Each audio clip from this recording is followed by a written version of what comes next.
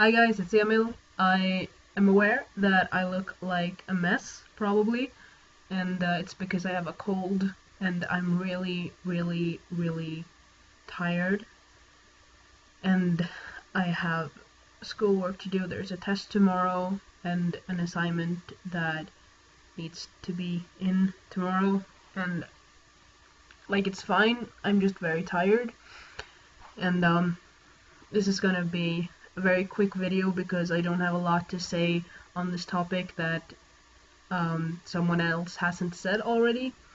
But so hair loss. I've heard a lot of different things about how to determine the fate of your hair, so to speak. And I've heard that you should look to your mom's side of the family, or if you're a trans guy, you should look at both your parents' sides, or but I don't really know how reliable that is, or if there is any kind of substantial science behind it, so I wouldn't um, rely on that solely. But I mean, I don't know. For me, I've like debated how I would feel if I were to lose a substantial amount of hair or go bald, or if my hair really thinned out. But I mean, I think if my hair really started to thin out a lot, I would just shave it all off, I think.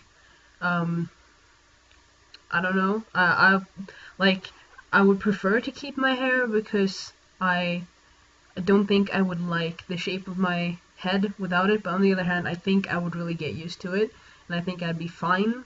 I think it's just like a lot of people, I don't know if I'm gonna make sense with explaining this, but you'll understand probably what I mean if you read books by Eckhart. How do you pronounce his last name? Tolle? Tolle? No. Anyway, that guy, Eckhart Tolle. I don't know. Sorry if I'm like butchering his name, but he's written a couple of books. I read one called A New Earth, and in it he talks about the ego part of you, and that's not like necessarily the egoistical thing that you think about. It's just like the idea that you are the observer of your thoughts and your actions. That is who you really, really are, the observer. And but the I that you often refer to when you say I am this or I am that or I have this or I have that is a part of you that could be called the ego. And the ego identifies with things, and so when the ego loses something that it has identified with, it feels really scared, and it can get aggressive or sad. And the ego can identify with a lot of things, with being a victim, with being a winner, with being a loser, with being a person with hair, being a person who keeps guinea pigs, all these kinds of things that you consider like a part of you. That is a part of your ego. If this sounds weird, just trust me that when you read this book, it makes a lot more sense. As I said, I'm tired, and it's really hard to explain briefly. I should have just read from the book, but it's a really good book. It's one of the best books I've ever read. Kind of changes your life, so I really recommend it. I'll put the title in the description if you wanna read it.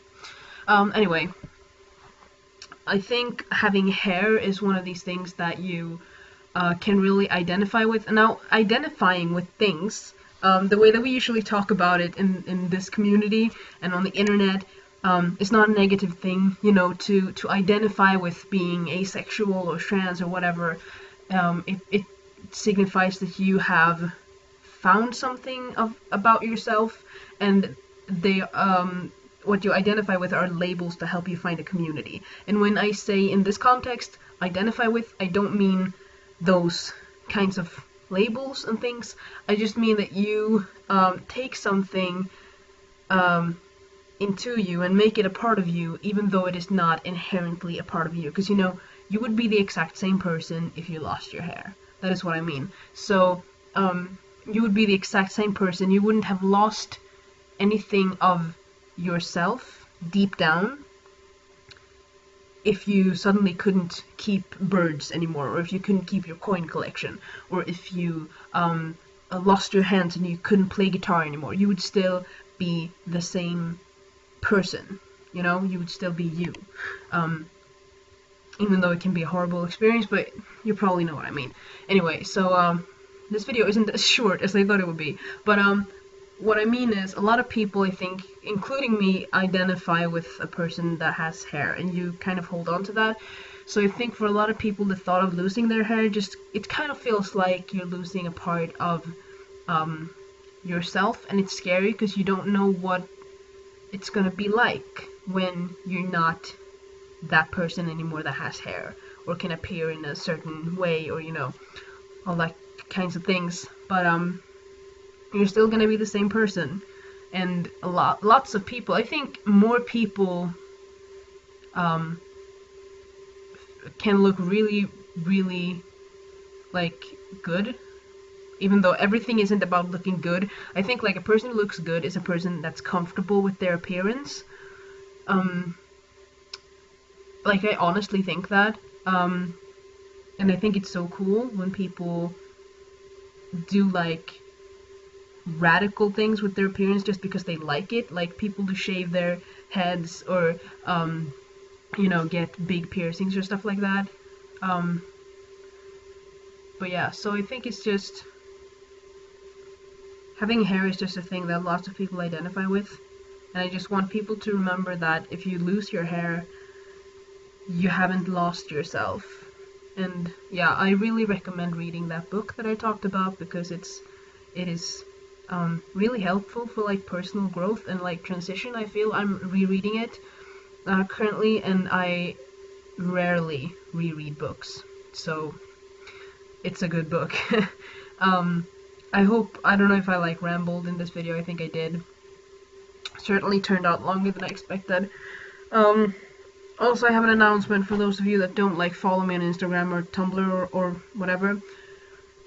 I have an endocrinologist appointment on the 14th of March, which means that if all goes well, and I don't, like, yeah, if all goes well, I'll be starting testosterone on March 14th, so in 32 days?